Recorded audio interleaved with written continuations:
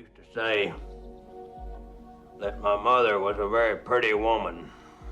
He said that quite a bit from time to time when I'd be down there at the schoolhouse. Well, I reckon you want me to get on with it and tell you what happened, so I reckon I'll tell you.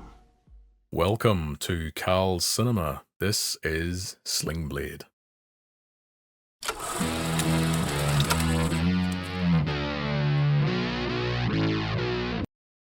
Is Karl Childers a villain or a victim or even a hero in Sling Blade? That is the question that will be answered in this video, and we'll also give the film a score out of 10. Written, directed by and starring Billy Bob Thornton, Sling Blade was released back in 1996. Based on a short film which was itself adapted from a one-man show, the movie resulted in multiple awards for Thornton, including an Oscar for Best Adapted Screenplay, launching his career to new heights. For a film shot with a budget of just $1 million, the Southern drama sleeper hit has accomplished a lot, including becoming a cult classic. How'd your mama die? You don't need to hear things like that. You just a boy. You need to think about good thoughts while you still a boy. There's plenty of time for all the other. While Sling Blade has been out for close to 30 years now, I'll still give you a heads up before any major spoilers. And if you haven't seen the film and don't want it spoiled, go watch it and then come back. No, sir. Well, you can't stay here. It's against the rules. If something was to happen, well, then I'd be liable. As mentioned before, Sling Blade was made on a relatively small budget, which fits the scale of this Arkansas set drama. Developmentally disabled patient Karl Childers is released from the custody of the state mental hospital after he is deemed to no longer be a danger. Out on his own and unsure how to navigate life beyond ordering French fried potatoes, a somewhat vulnerable Karl comes across a boy named Frank on a chance meeting and soon befriends him, and that young boy would grow up to drift cars in Tokyo.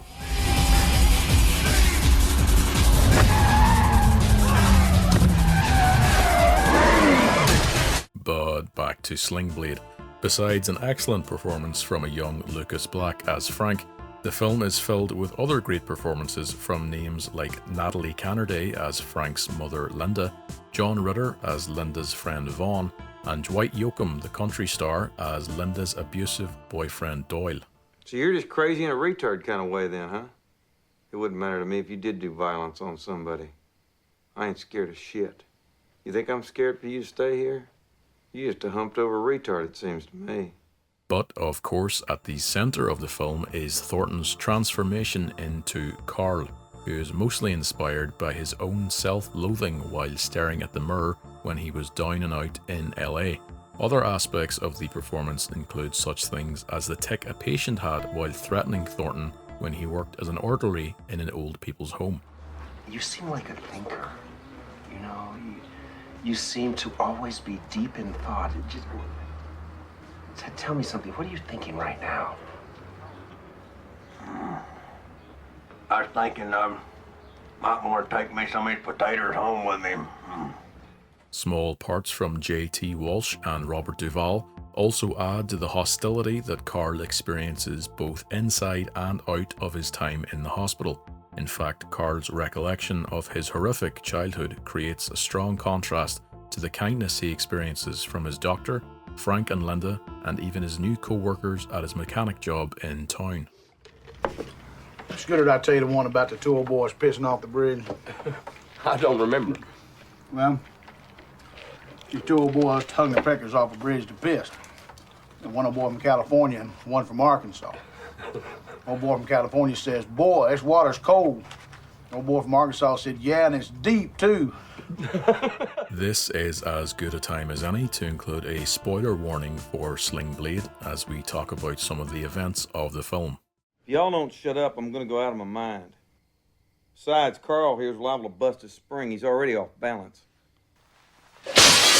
You motherfuckers! Y'all just a bunch of losers! I'm the only one sane son of a bitch here! Just get the fuck out of my house now!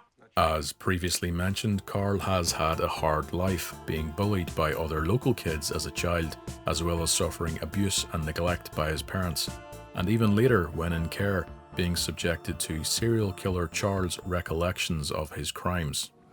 Took a lot of strong nylon cord to get her away from him because she was a fighter as well as being a Georgia peach. But returning to Karl's childhood, the film raises multiple questions. Should Karl be blamed for his crimes, considering his mental impairment? And can Karl overcome these acts and his own abuse upon his release into the wider world?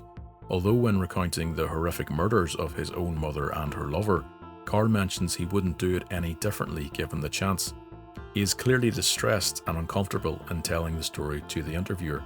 This, when compared with how Charles relishes in describing his murders to Karl, helps frame Karl as someone who has acted in a crime of passion and with diminished responsibility. Given the details of some of the worst aspects of his abuse that he experienced as a young boy, it's not hard to see Karl purely as a victim, although certainly a victim capable of lashing out.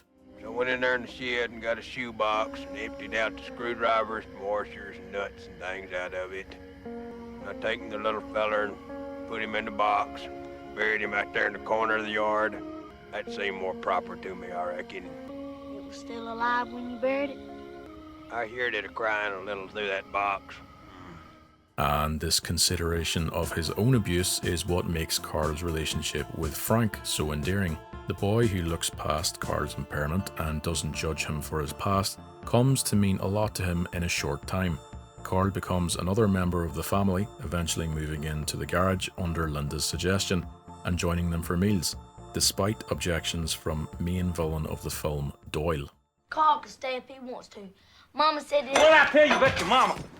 Mister, don't you never lay another hand on that boy, you understand me? And after Billy Bob Thornton, Dwight Yoakam's scumbag is probably the second best performance in the film.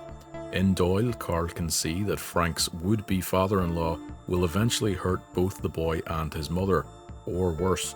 With Karl being forced to move out, he knows he won't be around to protect Frank in the future, and makes the decision to ensure their happiness and protection the only way that he knows how. In doing so, Karl also, in a twisted way, rights the wrongs of his own childhood, making sure Frank doesn't have to experience the trauma that he himself has been put through. What the hell are you doing with that lawnmower blade? I aim to kill you with it.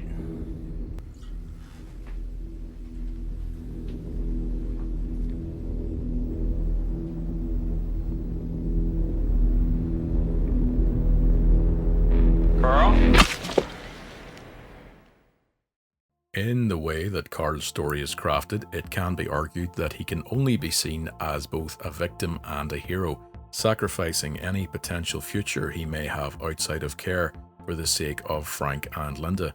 Doyle's death is so satisfying to watch, not only because Yoakam portrayed him so well, but because that we know despite how Karl will be viewed, in his head he has done the right thing within his own sense of morality. On studying the Bible and thinking on his own crimes, Karl is shown to have his own twisted sense of right and wrong and heaven and hell.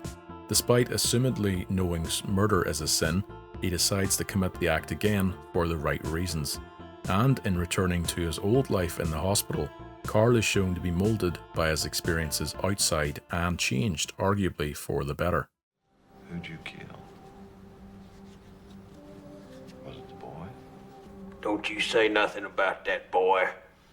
Back to business. Don't you say another word to me. I ain't listening to you no more. So, what's the verdict on Sling Blade? Well, while at over 2 hours long, the engrossing drama never feels sluggish. Oscar-worthy performances from Billy Bob Thornton and Dwight Yoakam make the film both touching and at other times tense.